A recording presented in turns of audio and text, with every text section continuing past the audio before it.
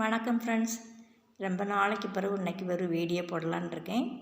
இன்றைக்கி திருக்கார்த்தியனால் இன்றைக்கி கொழுக்கட்டை செய்யுது எப்படின்னு காட்டி தரப்போகிறேன். சாதா கொழுக்கட்டையும் இலையப்பம்னு சொல்லிட்டு செய்யக்கூடிய கொழுக்கட்டை ரெண்டையும் எப்படி செய்யலான்னு காட்ட போகிறேன். இதுக்கு தேவையான பொருட்கள்: பச்சரிசி மாவு, ஏலக்காய், நாட்டு சர்க்கரை, தேங்காய். இதெல்லாம் கொழுக்கட்டை செய்யுது எப்படின்னு சொல்லுவேன். கொழுக்கட்டைக்கு முதல்ல பச்சரிசி மாவை லைட்டாக வானலியில் வறுத்துட்டு, அப்புறம் நாட்டு சர்க்கரை, தேங்காயும் லேசாக வறுக்கணும். ஒரு முடி தேங்காய், அதுக்கப்புறம் ஏலஞ்சுக்கு எல்லாம் பொடிச்சு வச்சுக்கணும். அப்புறம் சிறுபருப்பை வானிலையில் போட்டு லைட்டாக வறுத்து வச்சுக்கலாம்.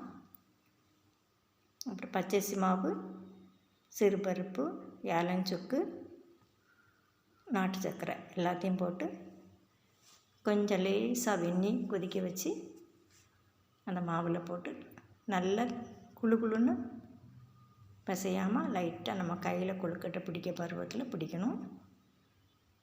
பிடிச்சி இந்த மாதிரி உருட்டி வச்சுக்கலாம். இந்த கொழுக்கட்டை இதை நம்ம இனி அடுப்பில் வச்சு அவிச்சு எடுத்துக்கலாம்.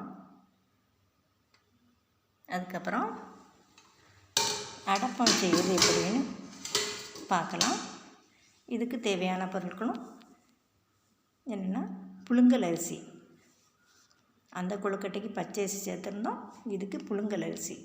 புழுங்கல் அரிசியை ஒரு கப் எடுத்து நனைய போட்டு 1 ஹவர் கழித்து மிக்சியில் போட்டு நல்லா அடித்து வச்சுக்கணும். அப்புறம் பூவரசி இலையை நல்லா கழுவிட்டு அந்த நல்லா அரைச்சி வச்ச அந்த புழுங்கல் அரிசி மாவை இலையில் நல்லா தடவி வச்சுக்கணும்.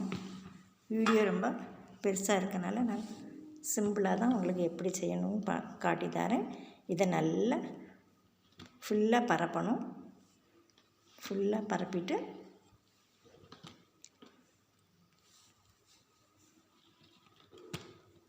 நானே வீடியோ எடுத்துகிட்டு நானே போடுறதுனால கொஞ்சம் கஷ்டமாக தான் இருக்குது.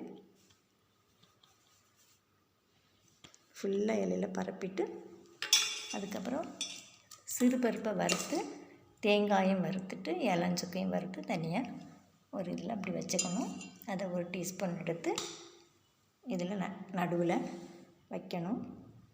நடுவில் வச்சு அப்படியே மடக்கிற வேண்டியதான்.